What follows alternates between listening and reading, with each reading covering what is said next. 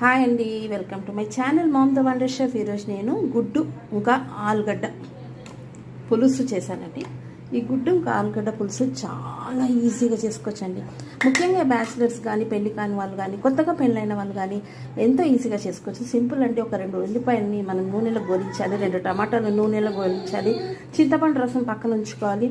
తర్వాత బాగా కొద్దిగా నూనె ఎక్కువ పడుతుంది, 3 స్పూన్ నూనె వేసి అందులో బాగా వెల్లుల్లి మరియు ఆవాలు, జీలకర్ర, మెంతులు, కరివేపాకు వేసి కొద్దిగా ఒక ఉల్లిపాయ కట్ చేసుకుని వేసిన తర్వాత మనము ఈ పేస్ట్ చేసుకున్న ఈ ఉల్లిపాయలు టమాటా ప్యూరీని దాంట్లో వేసేసుకుని నూనె బాగా దగ్గరకు వచ్చినాక ఉప్పు, కారం, పసుపు, ధనియాల పొడి, మిరియాల పొడి అన్నీ వేసి కొద్దిగా ఈ చింత పులుసులు కూడా వేసిన తర్వాత ఉప్పు చూసుకోవాలి. తర్వాత మనము కొద్దిగా చిటికెడు బెల్లం కూడా వేయాలి. పులుపు ఎక్కువ ఉంటే కూడా అది కొట్టేస్తున్నాను. తర్వాత అందులో మనము లాస్ట్లో మన ఫిష్ మసాలా పౌడర్ ఎవరెస్ట్ దొరుకుతుందో అది వేసేసి ఇదండి ఫైనల్గా ఇలా